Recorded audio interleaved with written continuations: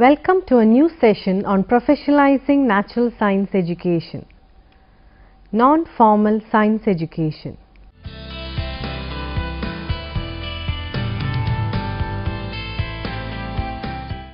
Education aims at bringing all-round development of the students.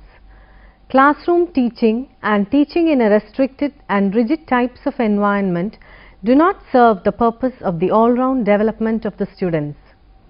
To develop a child's personality and realize his hidden potentialities, he needs a very flexible, comfortable, open and recreational environment. Life itself is education. The purpose of education is to prepare an individual for life and should be organized accordingly. The objective of education is to provide knowledge and the ability to apply it, develop understanding, sharpen skills and other hidden qualities through classroom teaching learning in an environment which is structured and at the same time flexible.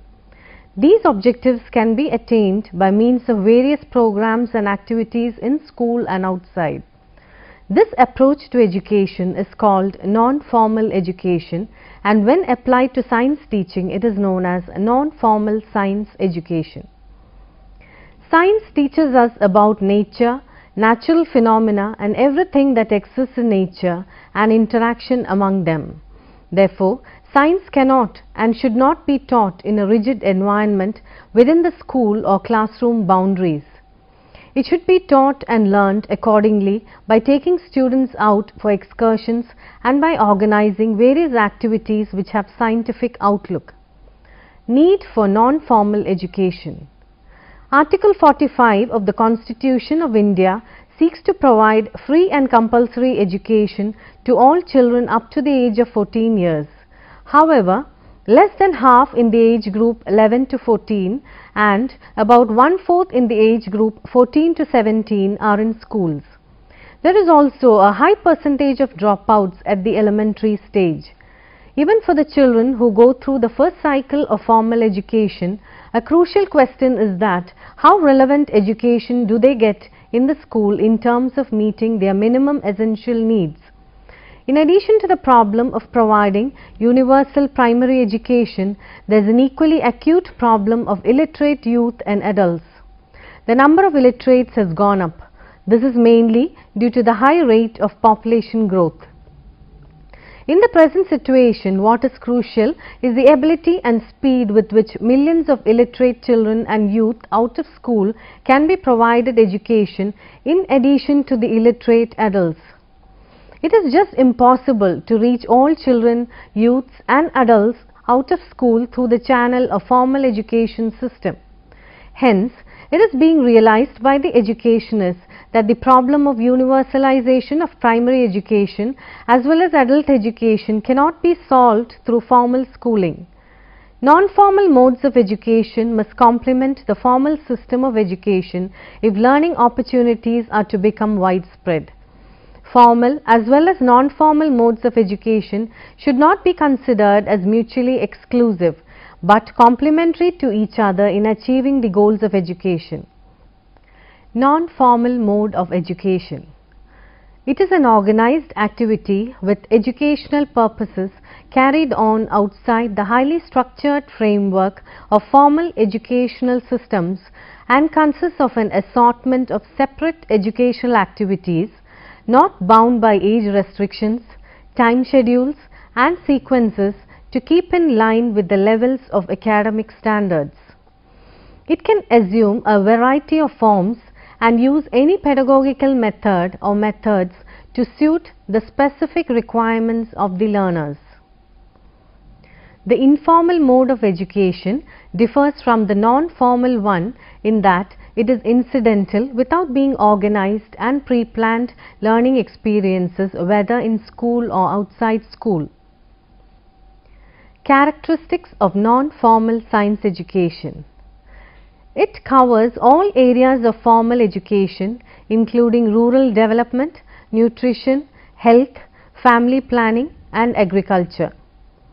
It exploits available time and interest of individuals in bringing out the inherent knowledge so that individuals can improve conditions of living. It is learner oriented. It is based on dialogue between learner and education. It is usually flexible, contextualized, and uses a participatory approach. It could be for kids, youth, and adults. It is socially purposeful and seen as a part of radical social transformation movement. Flexible curriculum, focus on practical skill and knowledge.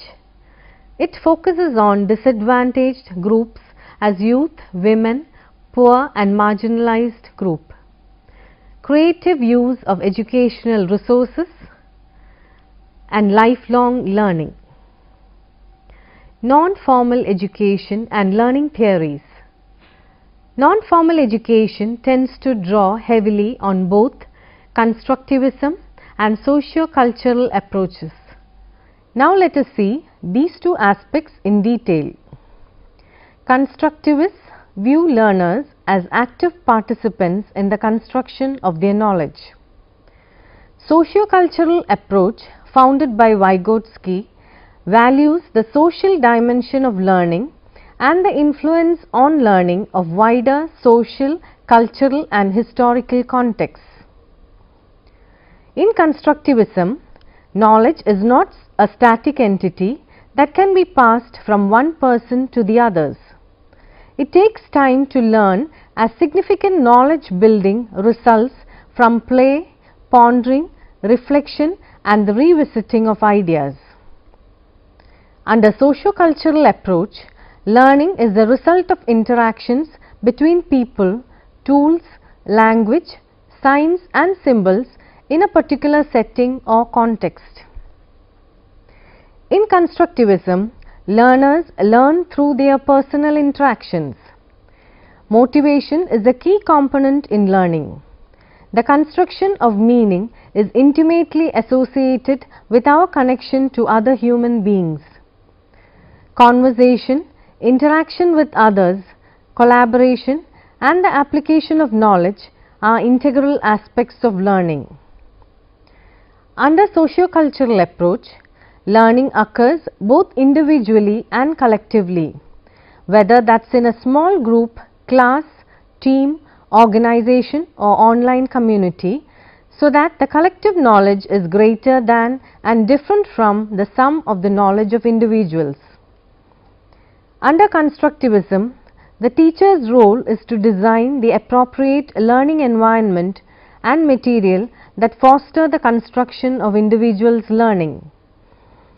Under socio-cultural approach, the teacher's role is to provide scaffolding to reach the potential development level from the actual development quickly. Constructivism. In the constructivist view, learner is an active participant in the construction of their own knowledge. Socio-cultural approach. This approach values social dimension of learning and influence on learning of wider social, cultural and historical contexts. Learning results in interaction between people, tools, language, sign and symbols in a particular setting or context. Nature of subject matter of biological sciences. It becomes absolutely clear from the subject matter of the biological sciences that it is not possible to conduct its teaching learning only by speech or hearing. That is, it cannot be taught like other social sciences. On the contrary, the following process is followed in the teaching learning of biological sciences. They are demonstrated, they are inspected, they are experienced. Different functional and practical activities and tasks are used in its teaching learning. The use of science laboratories and practical tasks are certainly useful in the teaching learning of biological sciences, but the extensive objectives of teaching of biological sciences cannot be obtained only by them. It is necessary to assimilate the knowledge and skill of biological sciences in the practical life and to create interest and favorable attitude towards its study. It is necessary that the following qualities are created in the students: curiosity towards scientific discoveries, experiments and uses, desire for invention, development of creativity. In the direction of creating the above qualities, only classroom teaching and laboratory work are not sufficient. The students need something more than that. Non-formal education programs. Recognizing the importance of non-formal mode of education, the Government of India has already initiated pilot projects with the help of UNICEF and UNESCO in many parts of the country to provide education to children in the age group 6 to 15 through non-formal methodology. It is planned to achieve 100% universalization of primary education through formal and non-formal modes of education in the next couple of years. There is also a trend towards opening part-time secondary schools and correspondence courses in secondary education. The other programs of non-formal education which are being conducted by the government include Farmers Functional Literacy Programs, National Minimum Needs Programs, Balwadis, Non-Formal Centers of Education, Polyvalent Adult Education Centers and Nehru Yuva Kendras. Non-formal approaches in science education. Following non-formal science education programs are being conducted in India: science clubs, field trips, scientific hobbies, science fairs and exhibitions, science museums, Jawahar Bal Bhavans, Vikram A. Sarabhai Community Science Centre, Kishore Bharati, Nature Clubs of India, Indian Association for Extracurricular Scientific Activities. Science clubs. Learning by doing and learning by living are two cardinal principles of teaching, and the same is true in the case of teaching science. It is the natural urge in children to make things, to break things and to handle things. But the present curriculum does not provide ample opportunities for self-expression, independent research, constructive activities and other projects. Hence, there arises a need for an organization which may provide an outlet for the pent-up emotions of children and channelize their energies towards desirable goal. It will help in satisfying the instincts and urges of children and making them a full-fledged personality. An organization which caters for the inculcation of scientific attitude, a genuine interest in science and scientific activities, supplements the work of the classroom and the laboratory is the science club. Values of a science club. Clubs extend learning beyond the physical limits of the classroom. The science club helps to bring together students whose interest in science acts as a common denominator. A science club encourages learning by doing. Clubs provide an opportunity for students not only to interact with one another but also to develop qualities of independence, persistence, originality and curiosity. A science club, by organizing debates, seminars, etc., can provide students with realistic career guidance. So, there should be science clubs up to higher secondary stage which may provide a large number of activities and thereby widen and deepen the interest of pupils and provide means of developing desirable ways of utilizing leisure time. Field trips. In the field trips, the student comes into contact with nature. The student studies the different animals in their natural habitat or environment. The student observes the deep mysteries and creations of nature. This develops in him or her interest towards biological sciences. The direct experience develops the student's observation power. The student becomes capable to use different organs simultaneously. The theoretical knowledge obtained in the classroom finds its practical manifestation in field trips to different places under educational touring program. Educational significance of field trips. Field trips help in understanding the environment, its relationship with living and non-living, and the interaction of each other. A well-organized field trip helps pupils to learn concepts and principles of science. Field trip encourages individual practical work. Field trip provides vast resources of the world outside the classroom, furnishing ready-made laboratories for the study of science. Field trips provide an opportunity to learn about the ecological problems, their importance and relationship with the people. Field studies provide learning in a social setting, which helps students to make social, economic and scientific interpretations of scientific concepts. Field studies provide an opportunity to study the practical application of science. Scientific hobbies. One of the aims of teaching science is to train the pupils to use their leisure time most effectively by catering to their individual interests through a number of activities. Every individual has his own interests and capabilities and other differences. These individual differences can find their expression most effectively in spare time activities, which we call as hobbies. The keeping of pets and maintaining aquaria and vivaria, etc., provide abundant delight. Excursions to places of interest and the follow-up work provide knowledge and experience besides satisfying travel urge. In this way, the pupils' interests find expression and satisfaction through the spare time activities and extracurricular activities. Science fairs and exhibitions. The science fairs and exhibitions have social, intellectual, psychological and educational values. The students take part in group projects and activities and learn many things which cannot be learnt through classroom teaching. They develop not only intellectually but also socially, psychologically and educationally. The instincts of construction, acquisition, curiosity, etc. also get satisfaction. Their talents are recognized and stimulated. They develop a keen taste and interest for scientific investigations and in solving scientific problems.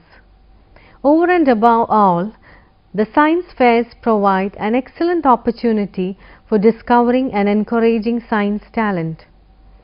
The students should be encouraged to take part in science fairs and exhibitions at district, state or national level. Importance of science fairs. The science fairs have social, intellectual, psychological and educational values. The students take part in group projects and activities and learn many things which cannot be learnt through classroom teaching. The instincts of construction, acquisition, curiosity, etc. also get satisfaction. Their talents are recognized and stimulated. They develop a keen taste and interest in scientific investigations and in solving scientific problems. The science fairs provide an excellent opportunity for discovering and encouraging science talent. Science museums. The knowledge and skill of science cannot be acquired only through telling or reading. It requires active experimentation, careful observation and demonstration of the scientific facts and principles within their natural surroundings. It means that what is being learnt in the sciences can be properly learnt through direct experiences with the available facts and principles within their natural surroundings and occurrence for their proper assimilation and application. However, it is not feasible always to take the students in the natural surroundings for observing and experimenting with the facts and principles of science. In this situation, the collection of the natural objects of scientific interest in the form of science museum may prove quite effective and beneficial for studying the related scientific facts and processes. Advantages of science museum. Besides proving its worth as a valuable aid in the teaching-learning process, the organization of Science Museum in the school acts as a great source of inspiration for the budding scientists. It helps the students to get properly acquainted with their physical and social environment. The students come across some rare phenomena or objects of scientific interest which are otherwise not seen in normal circumstances. The study of scientific facts and principles becomes quite interesting and easy by the close observation of specimens and models available in the museum. It helps in developing love for nature study among the students. Opportunity to collect scientific objects and specimens according to their own interest and taste helps the students in the proper satisfaction of their hoarding instinct. It helps in the proper development of the observation facilities of the children. The instinct of curiosity is properly satisfied by observing quite new and rare objects and phenomena. It helps in developing scientific attitude among the students and in creating a healthy spirit of learning and knowing new things. Jawahar Bal Bhavans. These institutions were opened after independence in the name of late Pandit Jawaharlal Nehru. There are at present 12 Bal Bhavans in the 12 cities, namely Ahmedabad, Allahabad, Bangalore, Mumbai, Kolkata, Delhi, Guwahati, Hyderabad, Chennai, Pondicherry, Srinagar and Thiruvananthapuram. The bhavans cater to the needs of children up to the age of 14 years. Some of the activities organized by Bal Bhavans include dancing, painting, clay work, carpentry, drama, debates, stargazing, stamp collection, coin collection, radio repairs, gardening, etc. Besides organizing activities for children, the Bal Bhavans also conduct training programs for teachers. Vikram A. Sarabhai Community Science Center. In the memory of late Prime Minister Pandit Jawaharlal Nehru, the Nehru Foundation for Development was opened in 1966 by Vikram Sarabhai in Ahmedabad, Gujarat. In order to promote the cause of social and educational development through the use of science and technology, the Community Science Center was created under the auspices of the Nehru Foundation for Development. The main objectives of the center are to promote scientific thinking in science teachers and students, to inculcate the skills of observation, hypothesis, experimentation, conclusions and prediction. Since its inception, the center has been providing facilities to the scientists, teachers and pupils to try out new ideas in science learning. It has organized a variety of community-oriented activities in science such as science film shows, science exhibitions, popular lectures, do-it-yourself laboratory, open house programs, hobbies, science puppet shows, science lecture series, etc. It has brought out a number of publications and audio-visual aids. The center also brings out periodically a wall science newspaper. Kishore Bharati. This is a voluntary organization located at Palia Piparia village in Hoshangabad district in Madhya Pradesh. The main objectives of the center are to infuse self-confidence amongst young villagers in agro-based activities, to strengthen their faith in cooperative endeavour as an effective means of solving community problems, to try to stop urban migration of the village youth in search of scarce menial jobs. Although the organization is working for rural development, it also has programs in education in general as well as in science education. It is making efforts to improve science education methods in the surrounding schools.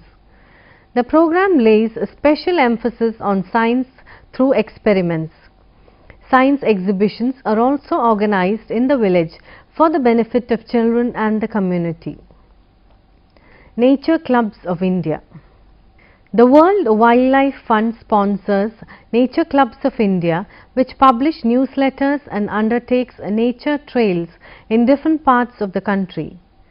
Hundreds of schools have become members of the Nature Clubs of India. Indian Association for Extracurricular Scientific Activities. This association was founded in 1968 and has been actively involved in conducting out-of-school science programs. It organized the first All India Students' Fair in 1970 in collaboration with the Indian Science Congress Association. It also organized UNESCO Regional Seminar for Leaders of the Youth Science Activities in Asia in cooperation with the NCERT. Let us summarize this session. Non-formal systems reveal the constant presence of two features: centralization of the process on the student as to his previously identified needs and possibilities, and the immediate usefulness of the education for the student's personal and professional growth. Non-formal education seems better to meet the individual needs of students. Participants are led to non-formal programs because these offer the expertise that they hope to acquire and the necessary assistance for a better understanding of their own selves and of their world. As non-formal education is focused on the student, it presents flexible features, objectives and contents. It is therefore quicker to react in face of the changes that may affect the needs of students and of the community. With basis on these preliminary considerations, we may easily conclude that the non-formal label encompasses a wide variety of educational systems endowed with features that either lead them towards or away from the established formal systems. Thus, we might infer the existence of a certain degree of continuity linking the formal and the non-formal education. This view is not limited to a merely academic interest because it is an extremely objective and practical one in the search for alternative solutions to educational problems. Given its scope, non-formal education is comprised of an ample diversity of educational situations, many of which have played a significant role in the renewal of educational systems. The three educative processes, namely correspondence learning, distance learning and open systems, because of their features, also fall within the scope of non-formal education. Now here are a few assignments from this session for you to work on. Explain the need for non-formal education. What are the features of non-formal education? Discuss on any three non-formal approaches in science education. How Science Club can contribute in non-formal science education. What are the educational significance of field trips? Now here are a few references for your further reading. Teaching of Biological Sciences, 2nd edition by Ahmad J. Published by PHI Learning Private Limited, New Delhi, 2011. Benchmarks for Science Literacy by American Association for the Advancement of Science, published by Oxford University Press, New York, 1993. Contemporary Science Teaching by S.S. Chandra, published by Surjit Publications, New Delhi, 2003. Innovative Science Teaching for Physical Science Teachers, 2nd edition by R. Mohan, published by PHI Learning Private Limited, New Delhi, 2002.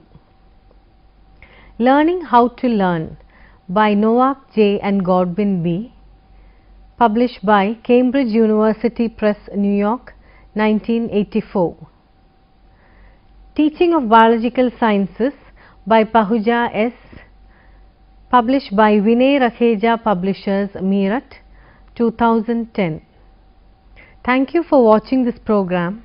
Let us meet again with a new topic. Until then, bye.